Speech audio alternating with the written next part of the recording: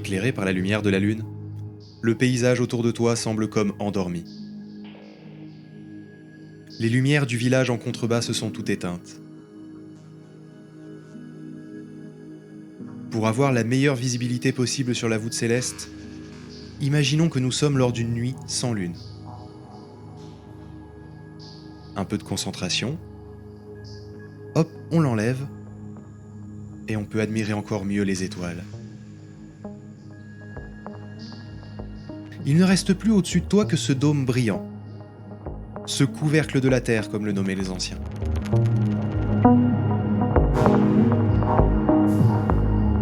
Tu sais que les étoiles bougent dans le ciel tout au long de la nuit. En tout cas, elles donnent l'illusion de bouger. Certaines se lèvent à l'est et se couchent à l'ouest, comme le soleil semble le faire aussi. D'autres étoiles ne se couchent jamais et semblent tourner, proches du zénith, en direction du nord, autour d'une étoile fixe. De la même manière que le soleil ne bouge pas vraiment, là aussi c'est la rotation de la Terre qui est à l'origine de ce ballet féerique.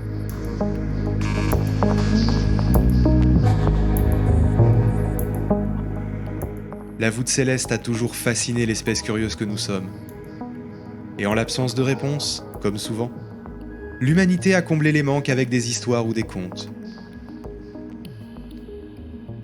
Pour les Esquimaux, la terre et le ciel étaient jadis un ensemble unique, qui s'est un jour détaché, et les âmes servent de lien entre la voûte céleste et la terre. Pour les Gaulois, il s'agissait d'un plafond troué qui menaçait de se lézarder et de tomber sur leur tête. Mais pour les Amérindiens, la voûte céleste a une origine bien particulière. Suite à la création de la Grande Île sur le dos de la Grande Tortue, les animaux, réunis en conseil, décidèrent qu'il fallait plus de lumière. Ils chargèrent alors la Petite Tortue de trouver une solution à ce problème de ténèbres.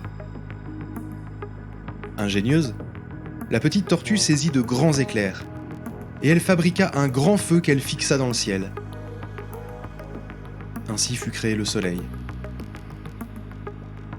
Rapidement, le conseil se rendit compte que toutes les parties de la Grande Île n'étaient pas bien éclairées. Après intense réflexion, le conseil décida de donner un mouvement au soleil. La tortue fut chargée de creuser un trou de part en part de la Grande Île, de façon à ce que le soleil puisse faire une rotation complète autour de cette dernière, donnant ainsi une alternance de lumière et d'obscurité. Ainsi furent créés le jour et la nuit.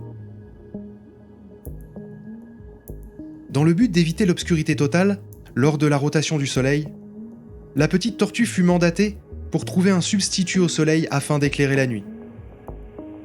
Elle créa donc la lune, qui devint la douce compagne du soleil. Le soleil et la lune eurent de nombreux enfants, les étoiles, qui sont dotés de vie et d'esprit comme leurs parents. En souvenir de sa participation à la création des astres, la Petite Tortue fut nommée gardienne du ciel.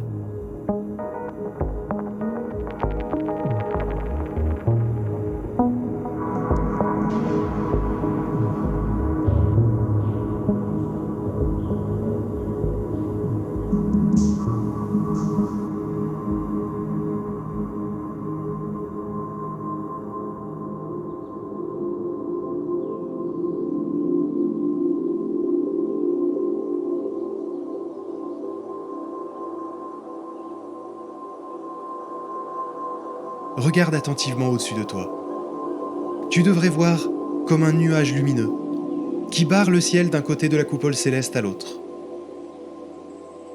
Ce nuage, c'est notre galaxie, la Voie lactée. Ça ne ressemble pas à ce qu'on peut imaginer d'une galaxie, ces spirales lumineuses qu'on a vues tous une fois. Pourquoi ? Parce qu'on est dedans et qu'on la regarde de côté. Ce que tu vois, c'est sa tranche.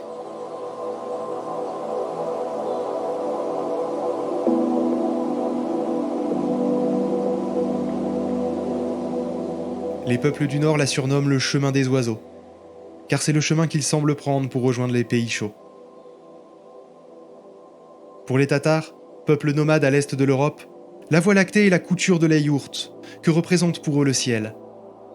Et les étoiles sont autant de petits trous laissant passer la lumière.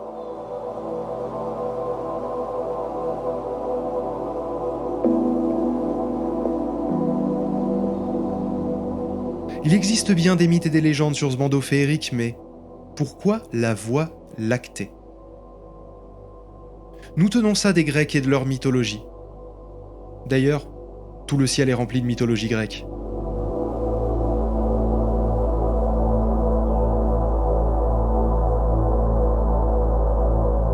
Il existe non pas une, mais 2 légendes sur l'origine de la Voie lactée. La première fait appel au demi-dieu Héraclès. Oui, c'est Hercule. Un jour, alors qu'il était enfant, il fut placé sur le sein d'Héra, endormi. Malheureusement, Héraclès ne domptait pas encore sa force. Il voulut se nourrir au sein de la déesse, mais il tira si fort que le lait gicla et se répandit en une grande traînée laiteuse dans le ciel, la Voie lactée. La seconde légende fait référence à la trace laissée par un incendie qui subsiste dans le ciel et qui constitue la Voie lactée. Cet incendie fut provoqué par Phathéon, qui un jour emprunta le chariot de feu de son père, Hélios, afin de prouver à tous ses origines divines. Mais pendant sa démonstration, il mit le feu sur la terre ainsi qu'à la voûte céleste. Zeus, très fâché, le précipita dans l'Éridan après l'avoir foudroyé. Mais le demi-frère de Phathéon, Signos, supplia Zeus de lui pardonner et de le sauver. Alors Zeus plaça Signos dans la Voie lactée comme symbole de l'amitié fidèle. On peut encore le voir sous la forme de la constellation du Cygne, dans les vestiges de l'incendie provoqué par son ami Phathéon.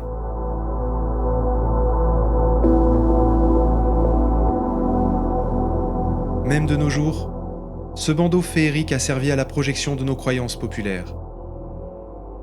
En 2003, à New York, une coupure d'électricité générale a plongé la ville dans le noir.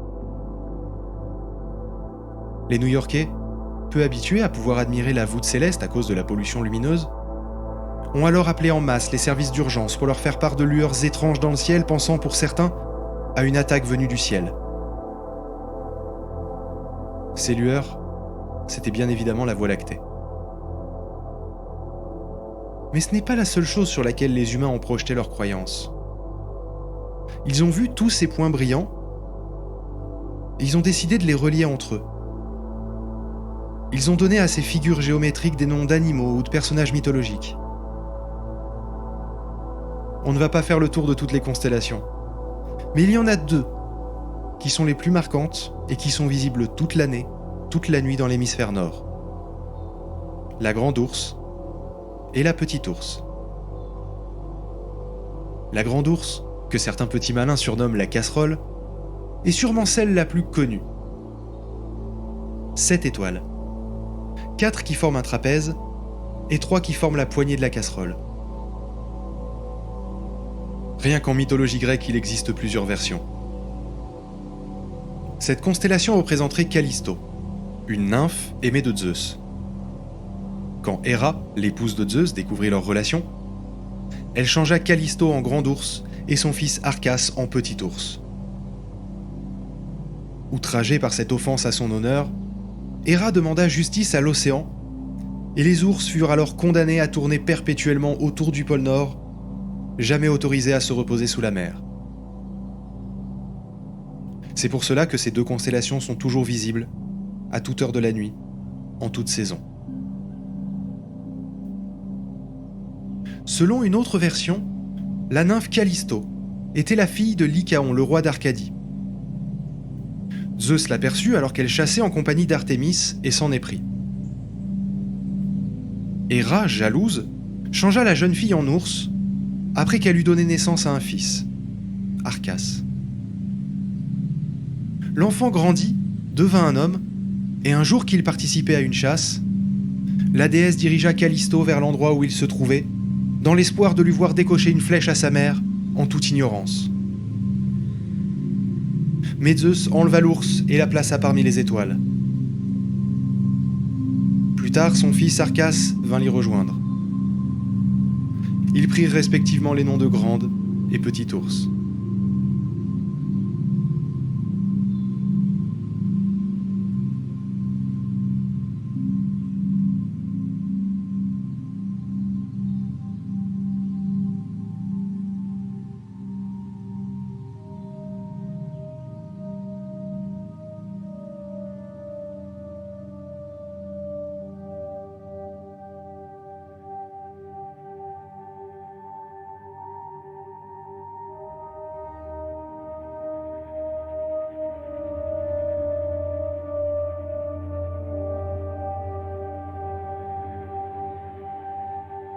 Selon une dernière version, Callisto était une nymphe au service d'Artémis, la déesse de la nature sauvage.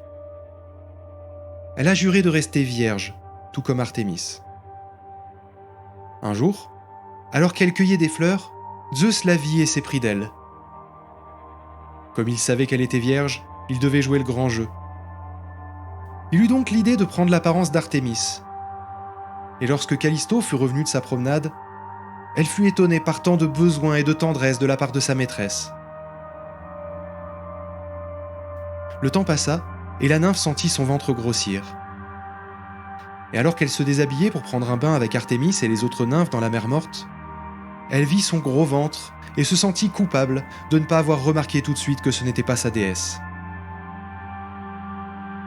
Quand sa déesse Artémis l'aperçut, elle entra dans une rage folle et transforma Callisto en ours avant qu'elle n'accouche. Et la déesse dit aux autres nymphes « Tuons-la avant qu'elle ne s'échappe, elle nous servira de tapis et de dîner. » À ces mots, la nymphe courut, poursuivie par les chasseurs. Quand la chasse fut terminée, Zeus ramassa la carcasse de l'ours qu'il avait condamné à l'exil et la mit au ciel. C'est là qu'elle mit au monde Arcas, qui désormais la suit tout le temps. C'est pas forcément toujours gai la mythologie grecque, mais son influence sur le ciel est sans égale.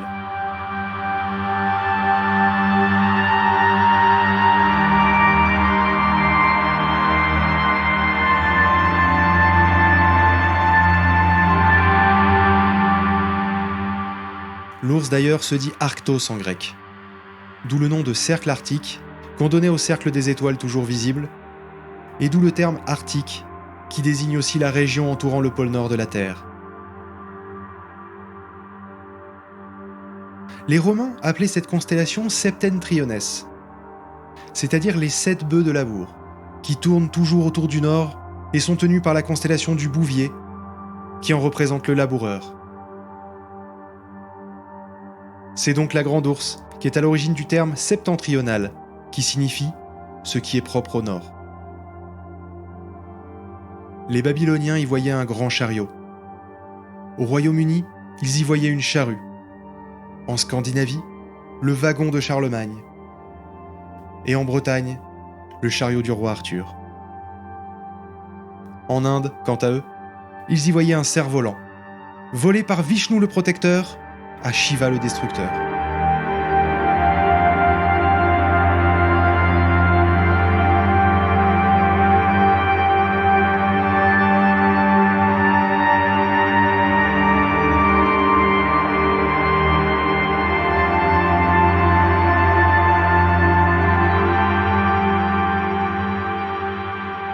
Quand je t'ai dit qu'il y avait 7 étoiles dans la constellation de la Grande Ourse, je t'ai un peu menti.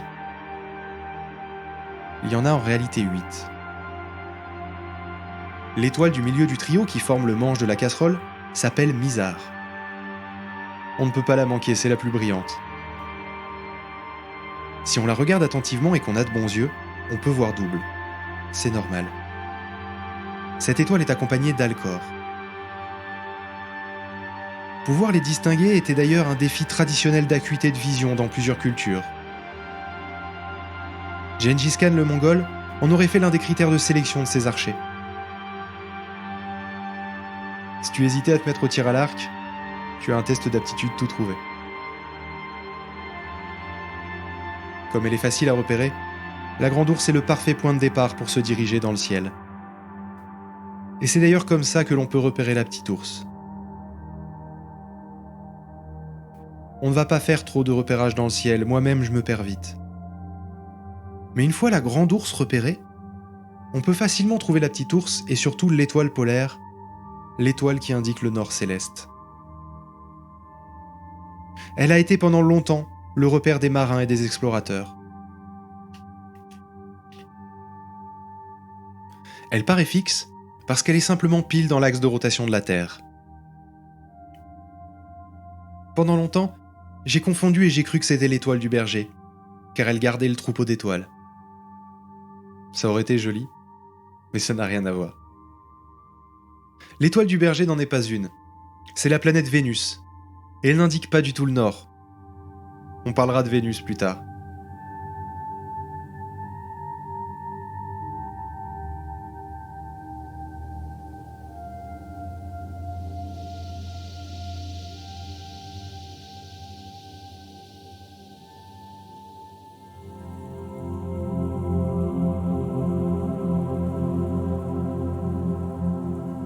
Sachez que l'étoile polaire n'a pas toujours été celle que nous connaissons.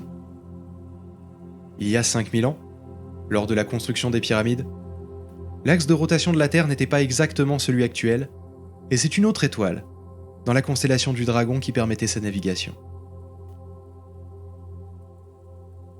D'ailleurs, quel est le vrai nom de l'étoile polaire ? Étoile polaire, tout simplement, avec un E majuscule et un P majuscule. Tu peux l'appeler aussi Polaris si tu veux. Cela signifie la même chose, car sa particularité lui a donné son nom. Selon les estimations, elle devrait encore être valable jusqu'à l'an 3100, et elle sera d'ailleurs le plus précisément positionnée dans les années 2100. Alors comment trouver le nord ? L'étoile polaire, c'est l'étoile au bout de la queue de la petite ours. Pour repérer la petite ours à partir de la grande ours, c'est assez simple. Tu cherches un chariot, un peu plus petit, tourné dans l'autre sens. Donc tête en bas, par rapport à la grande ours, et avec la queue de l'ours qui pointe de l'autre côté. Si tu ne trouves pas tout de suite, j'ai une autre méthode. Prends les 2 étoiles qui forment le corps de la grande ours du côté opposé à sa queue. Reporte 5 fois la distance qui les sépare, sur la même trajectoire que celle qu'elle semble former, dans le sens du dessus de la casserole, et là tu tombes directement sur l'étoile polaire. En Mongolie, cette étoile est appelée étoile d'or, car elle représente un frère parti attraper une flèche dorée envoyée par un souverain. 8 frères avaient ensemble sauvé la fille des griffes de Garuda, le roi des oiseaux, incarnation de Vishnu, qui voulait en faire son épouse. Plutôt que de décider qui des 8 frères il allait récompenser, il préféra laisser le sort choisir et tira en l'air. Le plus jeune fut celui qui l'attrapa, mais il n'est jamais redescendu.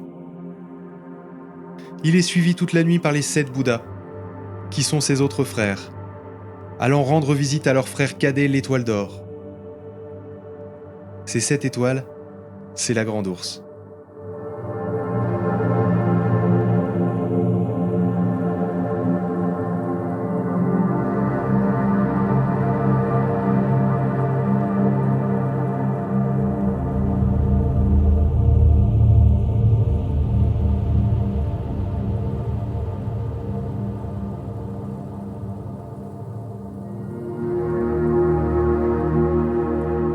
C'est dingue de se dire que ces légendes sont liées à des rassemblements artificiels d'étoiles qui n'ont pas fondamentalement bougé depuis des millénaires.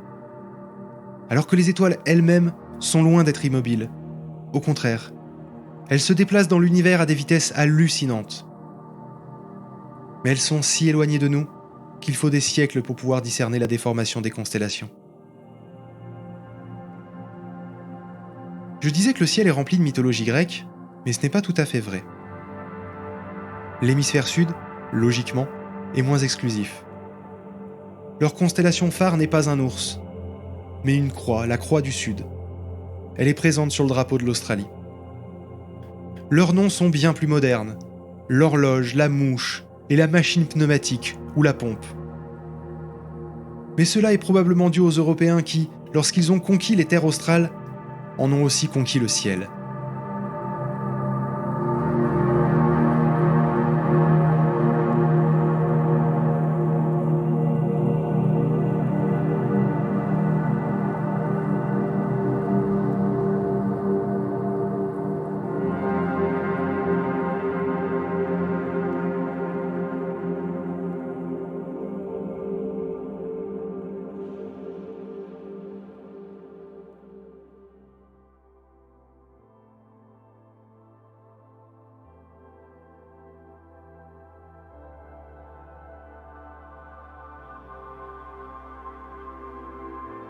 Je crois qu'il n'y a rien de plus universel que de tenter de donner un sens à ce ciel et d'y repérer le passage du temps.